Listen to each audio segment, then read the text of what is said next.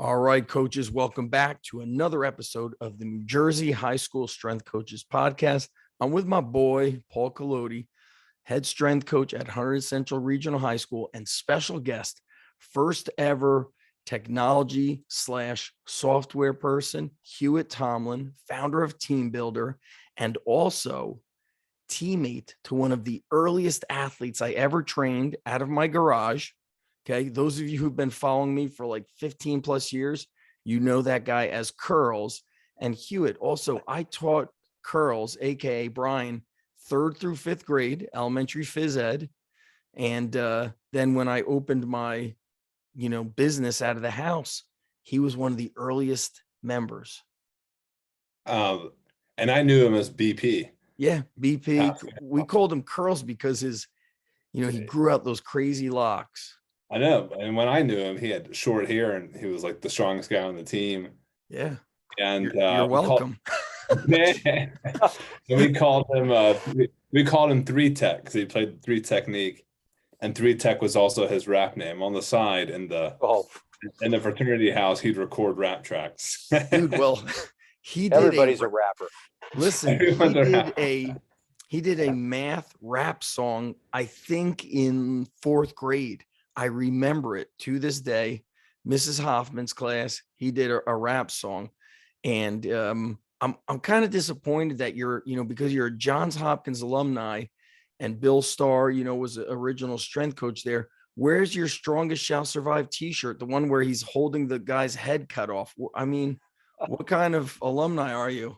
I only wear that shirt after midnight. Like if I'm up after midnight, and I need to run a late night errand, I put that on, and that's guaranteed safety right there. No doubt. Well, let me ask you, does that shirt exist? What is it?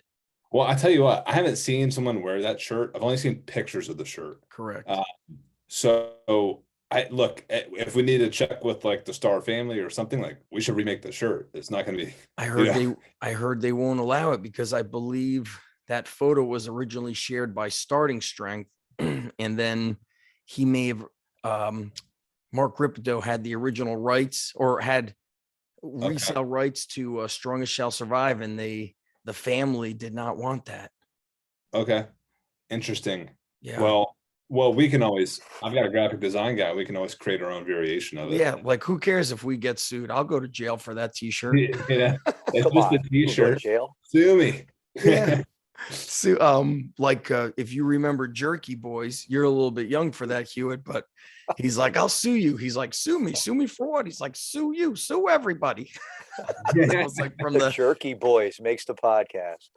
All right. So Paul, I'm going to let you kick it off because I'll be going down this rabbit hole of bad jokes.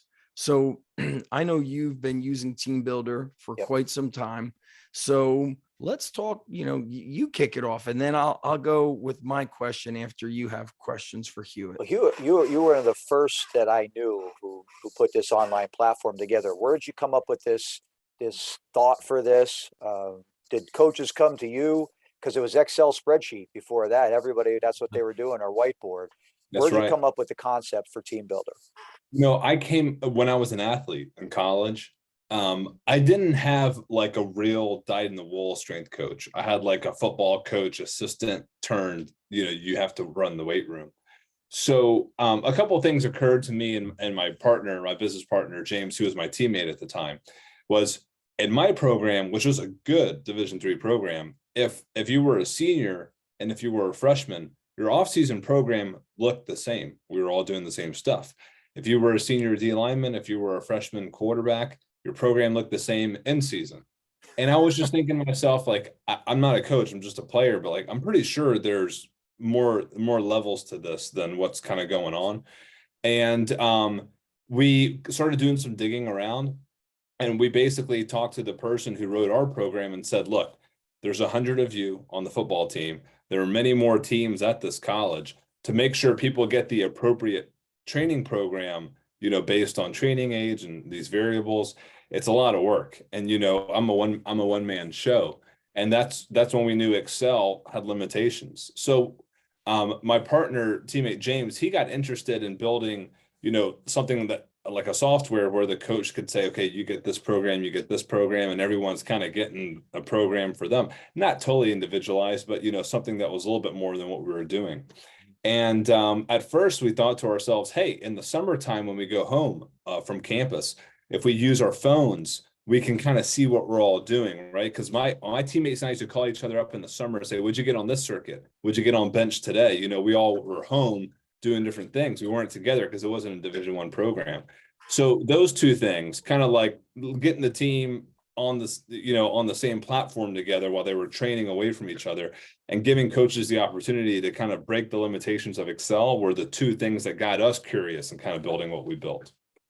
It sounds like the Mark Zuckerberg of strength and conditioning. Essentially. It is. And I think when you were at Johns Hopkins, this was like pre-2010, right? What were the years there? Yeah, I stepped in 2008 through 2012. Oh, okay. So even like text messaging was fairly new, like pre-2010. And so that's real interesting that you had this concept of like, hey, we should be doing different things. And I'm trying to think of how like Curls would, we would train. He'd come in the summer. He also brought another teammate who I think eventually went to Manhattan College. His name was AJ. Yeah. AJ. I know. Yeah, I remember AJ. Yeah. So, but he said because lacrosse was so big, you guys had a Division I weight room. That's right. So people hate us in Division III because the lacrosse team was D1, but all the other sports were D3. But we sort of benefited from the perks of having. But here's the thing: lacrosse had their strength coach. Who was it? Do you remember? Is it the person still around? Jay Dyer. He's still around. I know the name. He did Paul Rabel. He's Paul Rabel's guy still. But the rest of the sports, it's different now, but back then we didn't have a strength coach like lacrosse did. So, we benefited from their amenities, but we actually went to Jay Dyer, because he was the only real strength coach we knew. Yeah. We said, hey, like, can we sit down and just watch you program, and he was like, yeah, I guess I'll build another block on Thursday if you want to come by and watch. We just sat down and watched them build a program. And that's how we sort of knew that coaches use calendars. I'm looking at the practice schedule, the game schedule, and the sessions kind of go here. And that's what we decided to make our system calendar based, which, if you talk to like personal trainers or people who are training Gen Pop, they don't love calendars because they like to assign like sessions in a week, and you kind of hit the sessions when you can because, life happens. Right. But in a team setting, calendar based for sure. Right. Especially if you're at like, for example, we're talking football. Hey, we are in playoffs now. I want to reduce volume around this time and reduce like the percent of the, how heavy the strength work is. It's sub max. But what do you remember who the first coach or person was to invest in Team Buildr? I do. What's the story there? Dr. Steve Smith was a professor of kinesiology, I think, at Lynchburg College, Division III. Yeah, Virginia. Yeah, Virginia. And he had to step in and be the strength coach for I don't know if he had to, was asked to, I don't know how it happened, but, he kind of got thrust into the strength coach role in addition to teaching at the college. And when I told him, hey, we're working on this tool that saves coaches time, he's like, I could use that. I don't have enough time to coach and write these programs on Excel or print them out and put these binders together. So he was my first customer that actually paid for it. And that was 2 years from idea for Team Buildr to first check in the door. And in those 2 years in between was a lot of no thanks. People didn't understand what we were going for. Like I would tell, Joe business guy, Hopkins alum, my idea for my business that I'm building. And he'd think it was fitness, he thought it was like fitness. And I'm like, it's not fitness. There are people called strength coaches that train for, human performance. It's not, and it's today people know who strength coaches are because the profession's come a long way just in terms of like the public eye. But, human performance is not fitness. It's, maybe a niche within there. And I had to sort of explain that for a lot of folks when I was starting my business. What do you got, Paul? I already know my next question, but after you, Paul. Well, I got to tell you, when I first heard Team Builder for the first time, and I may have told you this, Hewitt, for me at such a big school, I was a little bit hesitant because I'm giving out the workouts and I have 9 gyms in the area where kids could go and just do it on their own. So to me, trying to build the culture as a strength coach I was going, oh, I don't know. And I remember you told me on the phone, as soon as you find out they do that, take them off. I'm like, oh, I never thought of that. You just take them right off the platform so they don't get the stuff anymore. Like, Yeah. well, that's what I started to do. And I'll tell you what, that now the kids are putting everything in there. I got kids running in my office. I need the join code. I need the join code. And it's getting to the point where it's kids want to come in and they want to get the stuff done and they want to put it in. And the ones who don't, like today, we had lacrosse and we're doing our first round of APRE. And last week was our testing week and they have no new maxes. So I look back at their bench. I'm like, well, you didn't put your stuff in last week. They're like, oh, I forgot. I said, it makes a big deal when you forget. So it gives them that accountability too. So Yeah. I really love the platform now, the way it's working. And what are some new things you're starting to think about for it, if you can tell us? Oh, I can definitely tell you. No one's stopping me. I had this thought like a year ago where I read about the NBA during COVID, like real COVID.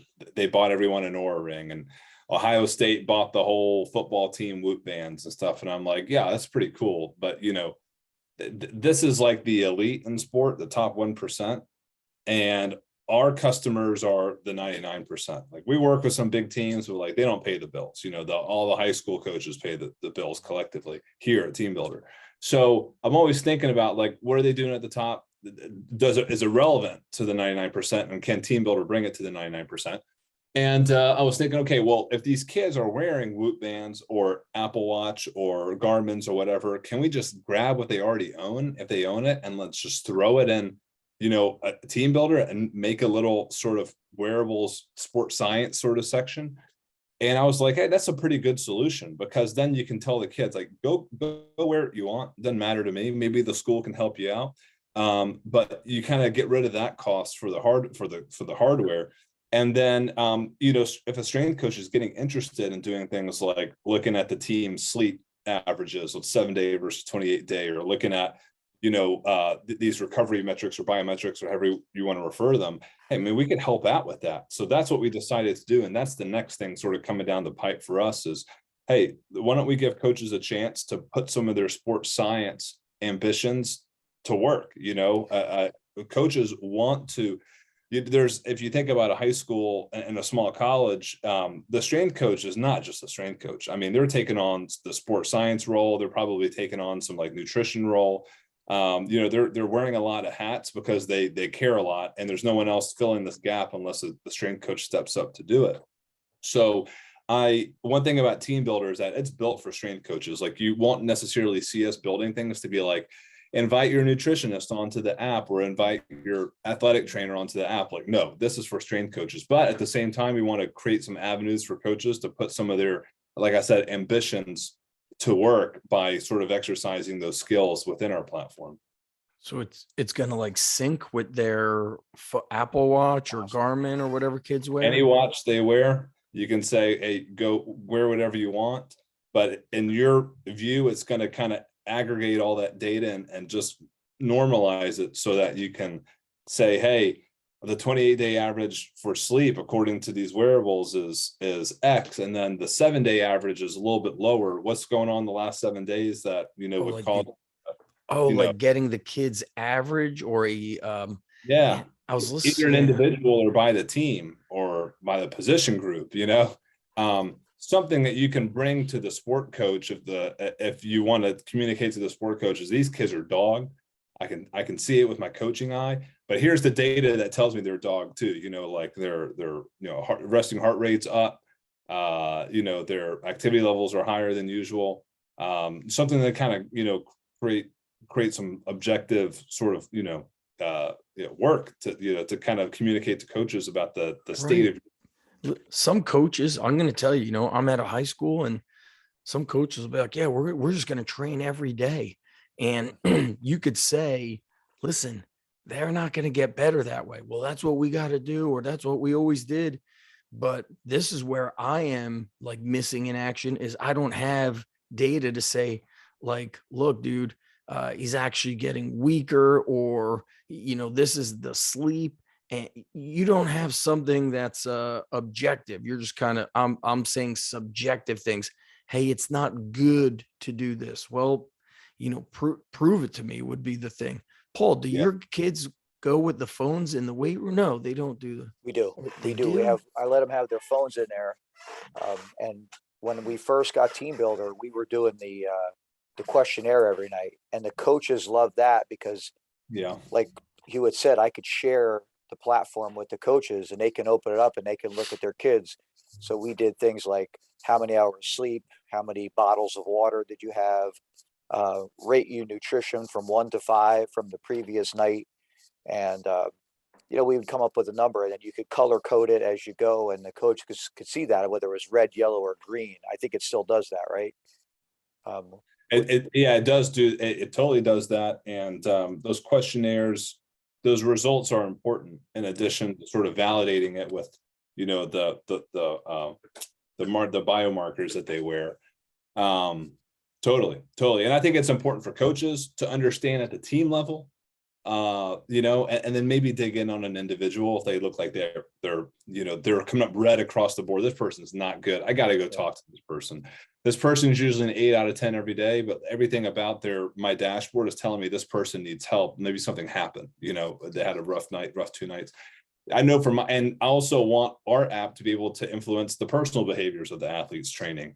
So I use myself as my own guinea pig. I wear all the wearables just to see which ones do a good job at sort of influencing behavior.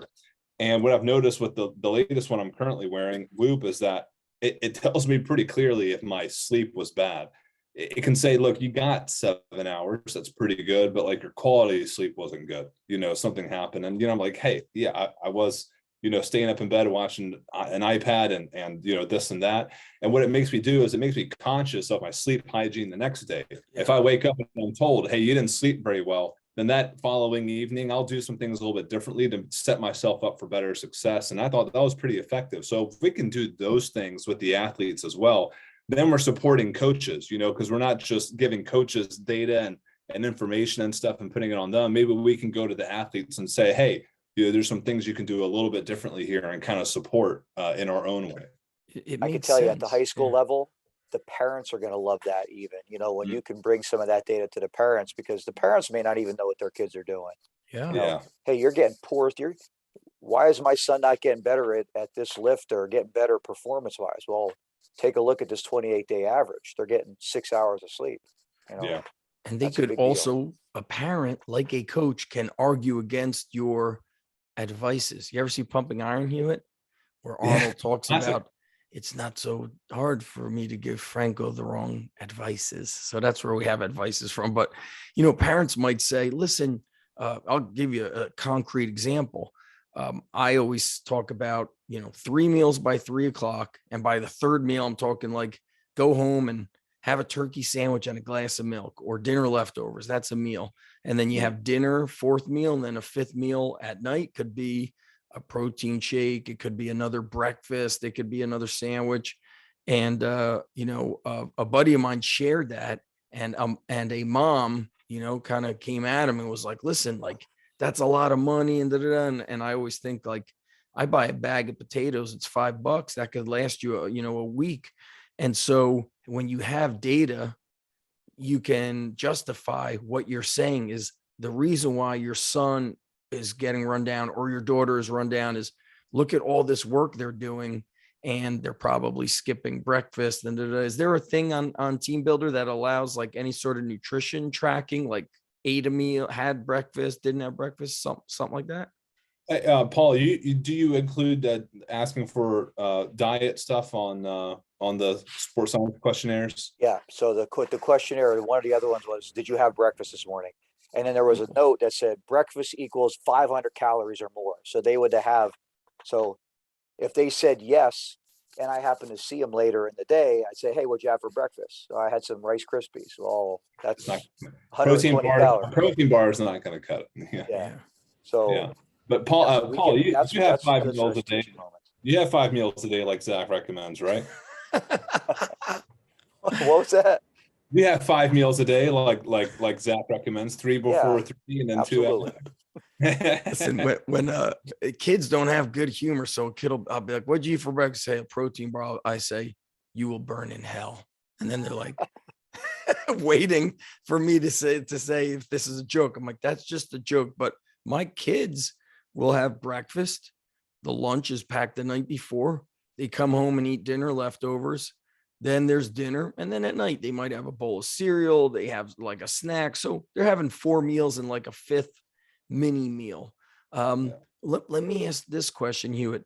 On your like staff, do you have somebody that is like ground floor going out communicating like with high school coaches, kind of like, you know how these equipment companies have like somebody that goes and visits, do you have somebody who's like that?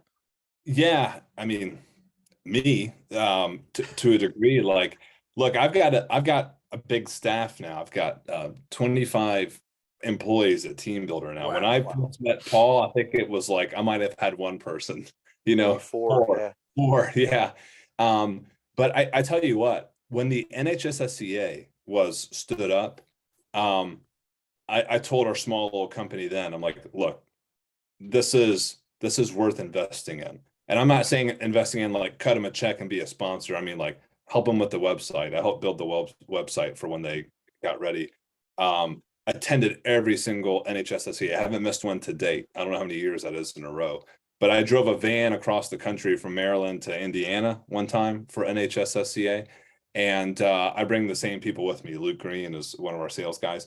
So yeah, I think, I mean, I have this thing that I tell folks at our company, half the battle is showing up. You just got to show up. You don't have to talk to anyone. Of course we will, but if you show your face every single year, people know you as a staple. They know you're there investing in the organization. So I do that with the NHSSA, not necessarily all the other organizations, but I do with that one because the NHSSA is special. It's different and it deserves that kind of time and attention, I think, from our company. It is such a, yeah, I mean, that's why we love rolling with them, and just great people since day one. The high school profession, Gary Sco said like a year ago that it grew 700% within like 4 years.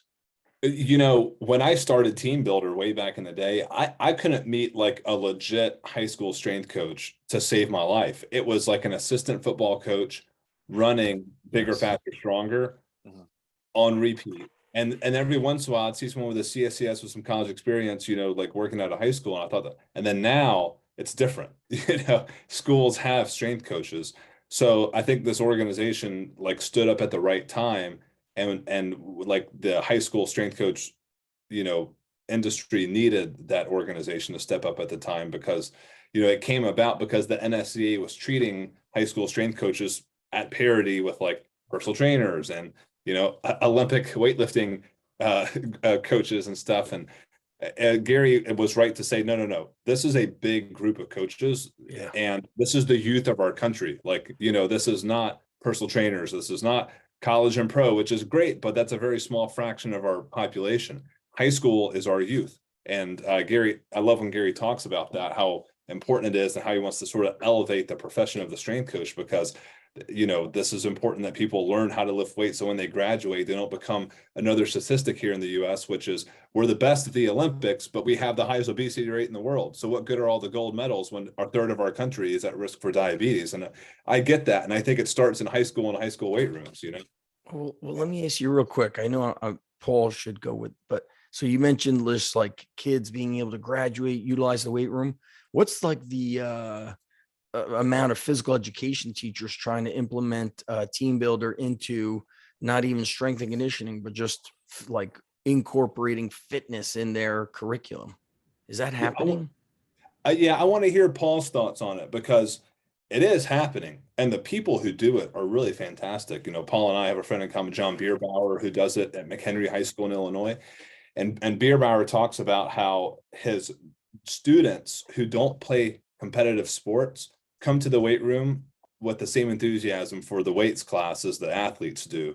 and how it's just been like a game changer for the overall morale of the school to treat athletes and non-athletes the same in the weight room. What's his name? John Bierbauer? John Bierbauer, yeah. And I think sometimes it's referred to as uniform or unified PE, where athletes and non-athletes train together, and usually in a weights class. Amanda Berg is good at that too. But I got to tell you, John Bierbauer and Amanda Berg and Paul, I want to hear about your school situation. They're few and far between. It's not that common yet, but I'm hoping it's the standard and everyone uses it eventually.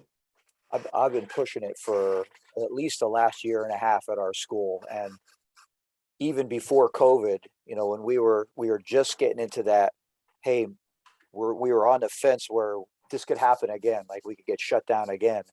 I went to our department and said we should get this in so we could teach and have the kids doing exercises and everything virtually, not just in a square, like we're doing on Zoom right now.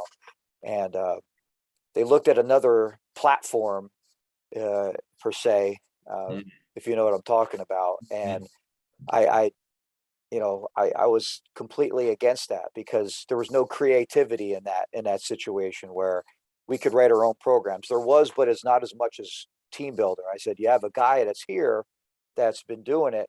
I can get everybody up to speed. And I think this could be great for every phys ed class that we had from 9th to 12th. And we have 3,000 students, and it just hasn't happened yet. And I'm not sure it will.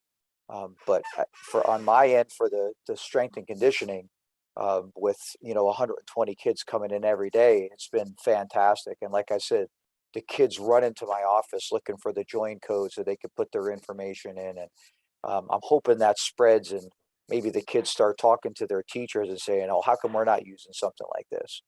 And that's the goal, to get to that. It's interesting that education just does not move at the speed. Like strength coaches are always wanting to evolve, right? They want to do better than, like, how can I get my kids faster? Education, sometimes the decision making, I always felt, is made by people in an office, disconnected by what's going on in the classroom or the gym or wherever the subject is. And it looks cool, it sounds cool, there's some high fives going on, and then when it's like dispersed, you're like, damn, that's the people actually putting it into action. It's like, and that's what a lot of kids in phys ed don't want to do volleyball and this and that. They want to go and learn to train, because if you look in like a commercial gym, it's a lot of 20-something-year-old kids. And if they could learn the right way, then YouTube fail videos won't be so popular. You know what I'm saying? Yeah.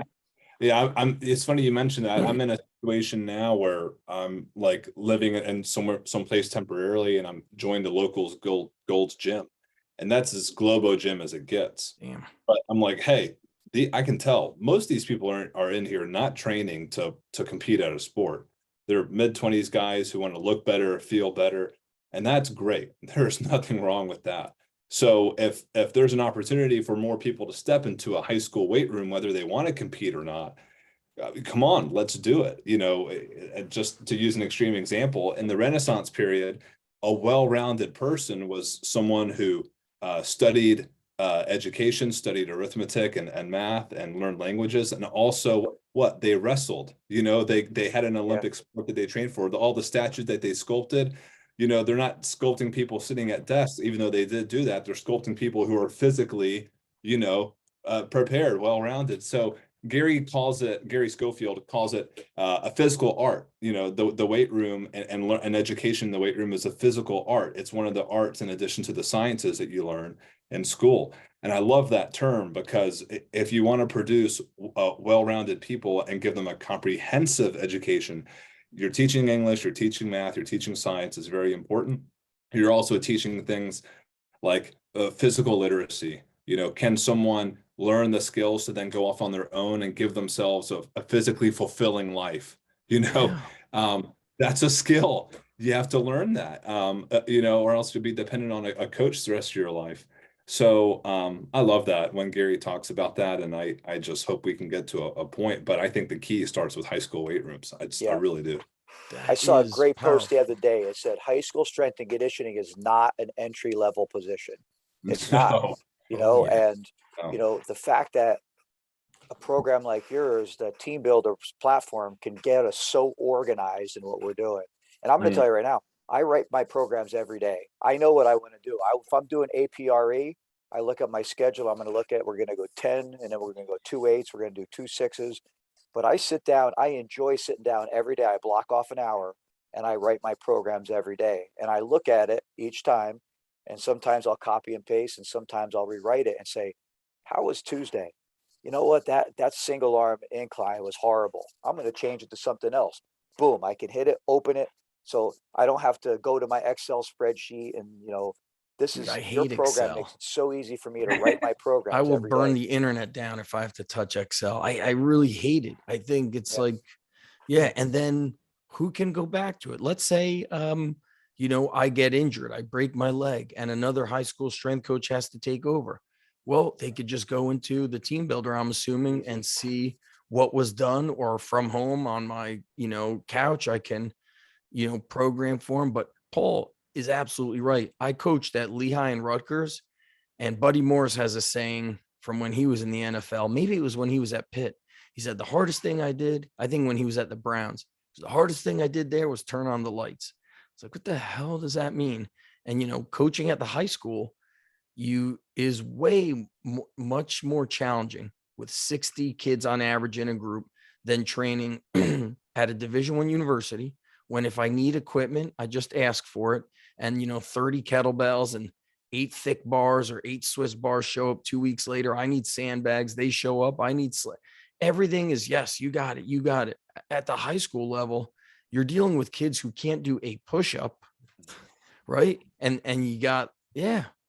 But and you also might have a kid in the same room that front squats 315. That's right. And can You power might, clean. And how do you right. get all of And them believing in the program? and as a coach, your mandate is to get the 315 front squatter better as just as much as it is to get the kid who can't do a A pull up hun- or a scout. That's 100%. hard because I know plenty of college coaches. Y'all do too, right?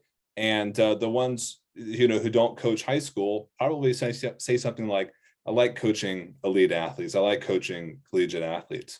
Okay, that's fine, but look, someone's got to coach the non-elites, and that's challenging. And the reason they probably don't like coaching them is because that's hard work. It's not sexy teaching the first push-up, and then the long journey in between. It's not entry level. Paul, you're 100% right. It is. Yeah. We use block scheduling. So we have 4 blocks, and the kids ask all the time about strength and conditioning. I tell them it's block 5 through 8 every day, 5, 6, 7, and 8. It's just like another day in school. You're going to come in here. You're going to learn about, like you said, physical preparedness. Mhm. You're going to learn about camaraderie, teammates. We wear shirts in the shirt in our groups so that everybody's wearing the same color, and Yeah. it's a great environment. And I just love the way your program kind of brings us all together. Yeah, no, I love hearing that. I really do. Look, you go to our homepage and you see the logos. Like, we have to do it. We have to put the NFL teams on the homepage. It's just how the business works. And like, there's things about y'all's business that it's just how it goes, right? But the best part and the best folks that we work with are the schools, the high schools, and the coaches like Paul and so on, that they're making a large impact on a large group of people. We use bang for your buck in terms of exercise selection and programming. That's bang for my buck in terms of like fulfillment and Team Builder and its mission and purpose. Is when one coach is using my tool to have a large impact on a large group of people. That's what it's about. So Paul, thank you for saying that. I appreciate it. You're I'm telling you, you're the Facebook of strength and conditioning. That's Yeah. I mean, how crazy is that? Totally. Without the money. What would be, so I don't use software at my school.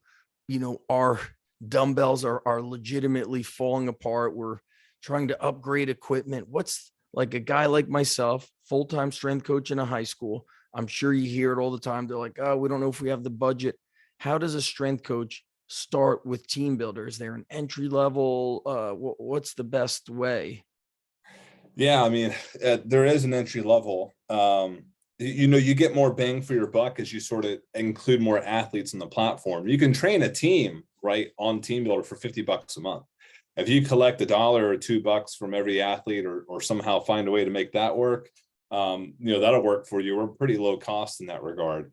But if you bump up to say 250 athletes, it's $80 a month. You can squeeze $80 a month out of 250 athletes and their sports coaches, right? Not the athletes, but the sports coaches getting involved is usually a big deal. And the more people you get on board, you capture big discounts as you step up in your subscription. So a full high school is paying $1,200 a year, $100 a month. Oh, wow. That's pretty good for a full high school. I think, Paul, that's Yeah. what you're on, right? Paul's a regional school, so his school is bigger than, at least bigger than most in New Jersey. I don't know if like Texas has those massive schools. Yeah. Yeah, I mean, big schools usually big budgets, That's or right. or when the sports collectively pitch in for things, that is what helps. So winning the sports coach over, we understand that's like a dynamic that takes place when we sell to strength coaches. So a lot of our sales process with coaches is not about convincing the coach that Team Buildr is right for them. Like, the product will do that for the strength coach. It's more about, like, what does the sports coach care about? What does the AD care about? Like, how can we sort of work with you on communicating our value proposition to the powers that be, so to speak. And that's a lot of fun because, we've been doing that for so many years now that we feel like we're pretty good at helping coaches kind of state their case for acquiring our platform. Paul, should we Let's move go to to the the lightning questions? round. All right. Let's go with the lightning round. Do you want me to So- fire the first question, Paul, or would You ask like your to? question. I got my 4 on the whiteboard right now. Oh, you're doing, are the two that we normally ask part of the 4? Well, yeah, one of them is, and the other one's a spin-off from that. Okay. All right. Okay. So, hey, Hewitt. listen, I'm the elder statesman here. So, Okay, Hewitt, go. I live vicariously through you in your social media, like on these great trips and everywhere. So, I've seen you all over the place. So, my first question, Hewitt Tomlin, are you a beach house or a lake house guy? Oh, jeez. So Right off the bat. It's I'm hard. a lake house guy. Yeah. Yeah. Good nostalgic memories from growing up. I'm middle class from Tennessee. We went to the lake on the weekends. If your rich friend had a lake house, then I got to go to the lake. So I have great memories going to the lake, and I have memories of going to the beach as well. But the beach is it's messy, it's sandy. I was one of 5 kids. We were bringing sand in the house, and our dad was chasing us around yelling at us, so I'd rather go to the lake. Zach is sharpening the sword right now because he lives at the beach. So I'm in a little beach town, but we all have outdoor showers. So like, when with the kids coming by, it's like, dude, you will not enter the house. You'll shower outside. And then I don't know if you've ever gone up to Lake George, New York. I don't know. Have you ever been up that way, Hewitt? It's like an hour north of Albany. Is it like one of those Finger Lakes? Nope, that's kind of near Cornell. So Lake George is about, I think it's 32 miles long and about 2.5 miles wide. Natural lake. Amazing. Yeah, but not much like, I don't know what schools are, it's not like a big hub of schools. There's a few up there. Yeah. University of Albany is big. Right. I think it's about 45 minutes, an hour away from Albany. Beautiful.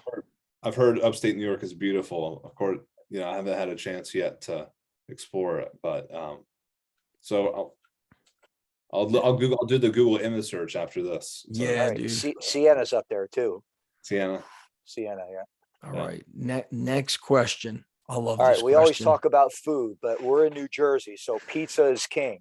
So here's the question: thin crust, New York, or Chicago style? I am New York all the way. Oh, nice. Thank you. Thank you. Good job. I die on this hill every time. A good New York pizza. There's nothing better. Nothing. Dave Portnoy's loving you right now. Dave Portnoy, he came to Manasquan and picked up pizza at Squan Tavern. But when you mentioned New York pizza, I'm like a 45, 50-minute drive to New York. So I used to go to New York like every other weekend. And I remember I took this girl out on a date and we get pizza late that night. And some guy must have ordered a pie. And so the guy puts the cashier guy puts the pie up on the thing, and the dude takes it and runs down the road. Well, the pizza man hops over the counter, jets down the road, catches the guy, comes back with the pizza. He was like sweating. I was like, damn, only in New York, like he will hunt that guy down to get that pizza pie. The guy took off with it. Not good speed endurance, evidently. Maybe was good, like had a good, 50, 100 meters in him, but then he crapped out. You gotta get him on the treadmill with Tony. You gotta get the petty crime guys looking for a quick burst, and they're not in it for the long run. Yeah, you basically just don't quit. They'll quit first. Criminals are usually not the toughest. They're looking for an easy. Don't be an easy steal for these guys. And by the way, endurance. Johns Hopkins is Baltimore, correct? Yeah. So I know like DC and the surrounding areas are pretty bad. Was it bad when you guys were there? Getting banned? What do you mean, like wire bad? Is that what you mean? Crime, yeah, the wire. Yeah, well, on campus it was like a little maximum facility. Yeah, we had a bunch of people, but people told you like don't head on that way a couple blocks, don't head on that way. Yeah, I mean Baltimore is very neighborhood centric. Like the neighborhoods have distinct sort of lines. I don't know how that came about, but you can cross a street pretty quickly into a totally different sort of environment than the one you were in. It changes really quickly in Baltimore. Yeah, I bet. Yeah. So basically, I guess Hewitt Tomlin has some street cred. He wants New York pizza. Yeah. He's in school that's near the hood where the original strength coach had a headless man. I mean, this guy's okay. All right. So far, so good. All right. I'm going to move to our next question. Is that all right, Paul? Oh, go ahead. All right. What's your favorite movie? So like a movie, you're like, man, you keep watching it over and over on Netflix. You'll get it on YouTube. You'll watch maybe just the highlights on YouTube. Not that I've ever done those things. So just asking for a friend. Yeah. Well, look, I'm a big movie guy, so I got to do two by genre, right? And you'll love my first one, man. Predator. My dad, like, back when we went to Blockbuster and grabbed the VHS, every once in a while, like once a year, my dad would say, we hadn't seen Predator in a while, and he'd have to like go grab it just to refresh. So watch Predator, love that one.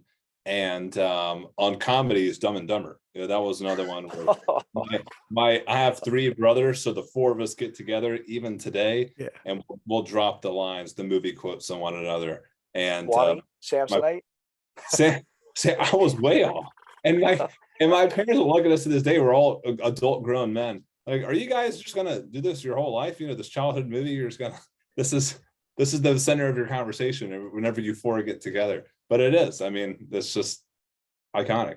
Do you remember where you were when you first watched Predator? Because I remember where I was. I do. I was with my dad in the living room, and it was like I think it was something where like my mom finally relented. Like my dad was watching it on his own probably, and he probably had a conversation like the boy's of age. It's time for him to yes. And might have pushed back, but I think it was like 8 years old in the living room, and my dad was check this out. And that's when it was for my older brother's birthday party. I think he was 10 or 11 and I was 8 also, and it was at it doesn't even exist anymore, Perth Amboy movie theater, and we watched Predator. And Paul and I talk a lot about The Equalizer, which is with Denzel. I mean, he destroys everybody. Yeah. I love Equalizer. I love Denzel. Denzel has that. We want him on. We want him on the show. We would like to you want him on? Yeah. I mean, the 90s action genre is like the people who are in it, you can really bond over that because agreed. I hate to say that you guys were 8 and 10. I was in college when I saw the Predator on a VHS. in my RA's room, we watched Predator for the first time. Your RA had you over. Oh my God. Oh All right. What is that? 4 questions, Paul? I did the movie question. You did the food. Well, yeah, the one I had, you mentioned it. I was going to say, are you like to go to the theater or just sit back and watch Netflix? Theater. Whoa, Wow. Yeah, wow. since I've had a child, it's hard to both go together. Yeah. So I've started going, not all the time, but by myself, put the kid down and make sure Yeah. everything's at home. And there's a theater right down the street. I ride my bike to it. And sitting by yourself and watching a movie in the theater is like therapeutic. I come out of that thing just happy, enjoy the movie. I never had done that before until recently. So I'm a theater guy all the way. When they started opening up after COVID, I was like itching to go back to the theater. That's I right. saw James Bond. As soon as they opened back up, I was in there. What's your favorite go-to candy in the thing? Raisinets? What do you like? Oh, you know what? Call me boring, but I'm not a big candy guy. No, Good. all right. I've never loved sweets. I don't even love fruit. I eat it sort of, kind of because I have to. He's like Liver King. So I don't get scurvy. No fruit for me, please.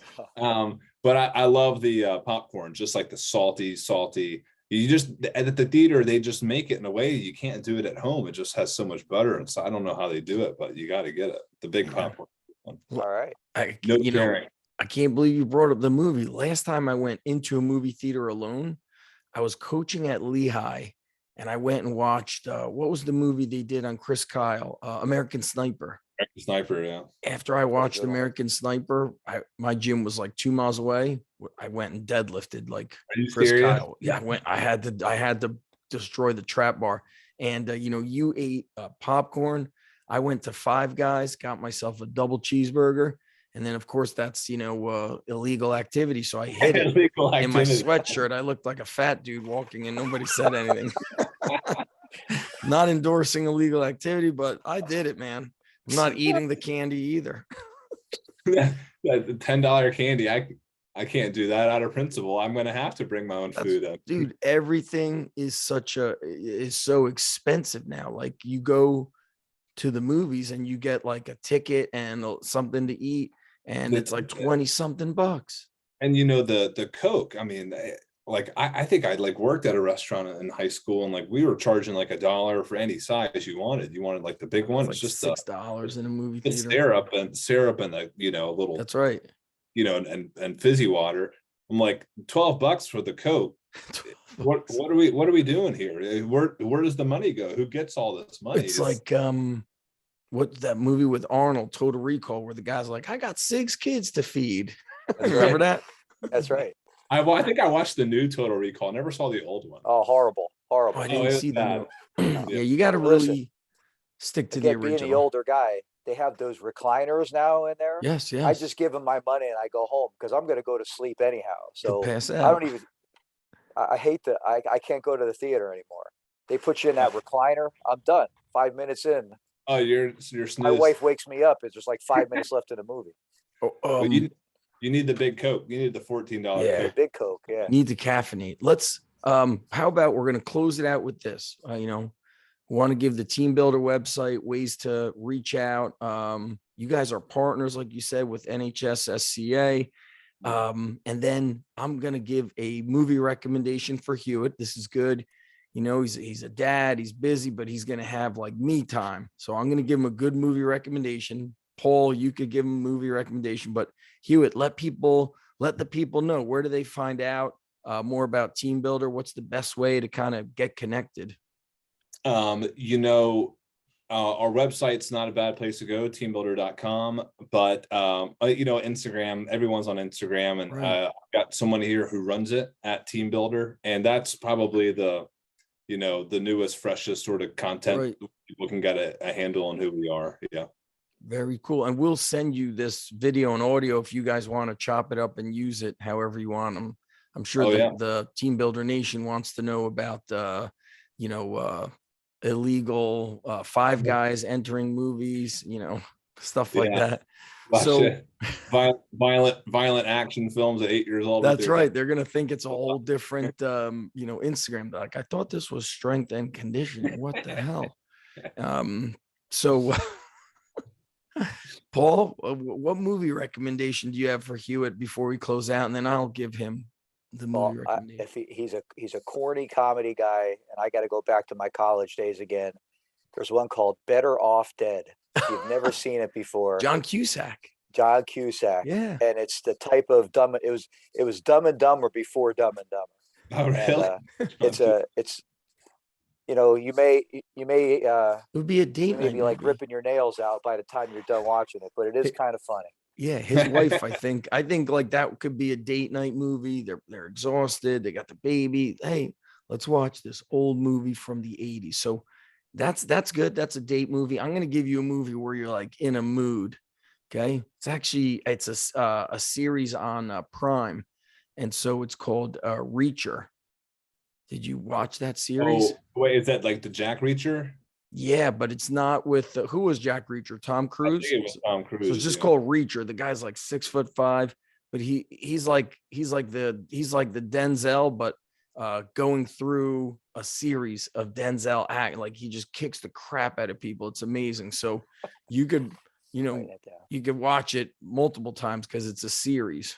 Oh, I see. And it's on Prime, you said. It's on Prime, yeah. So We all have Prime because Amazon owns this. And 100%. So it'll be like at the next team builder meeting, they're gonna be like, Hewitt, you're late on these things that we have for you. Like, guys, I've been watching movies, not actually working.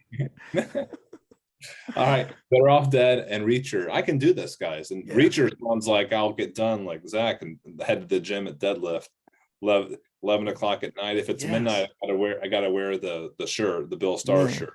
I would love to find out a way to get that shirt made. I got a guy. Let me talk to someone. Dude, I love this guy. You all get in trouble, right? Like I don't care. I'll go to jail for this I shirt. can't be copyrighted.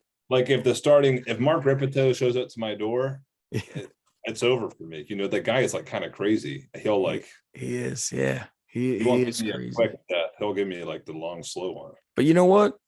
We're from Jersey, so we're crazy too. Yeah, that's why I got friends.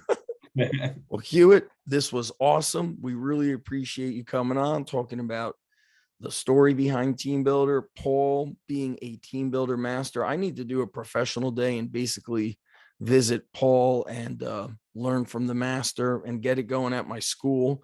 And I know one question I didn't ask you. Paul and I will cover it next time. Just talking about different ways that we've heard of people raising money to get money for the use of Team Builder. I'm sure you have stories like that, Hewitt, but maybe you could tell your Instagram, your social media, like content person to get like quick, basically like Paul would do a video of himself and share it on so I think that would be very helpful for coaches like myself.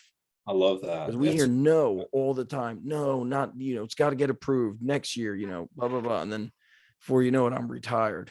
So yeah.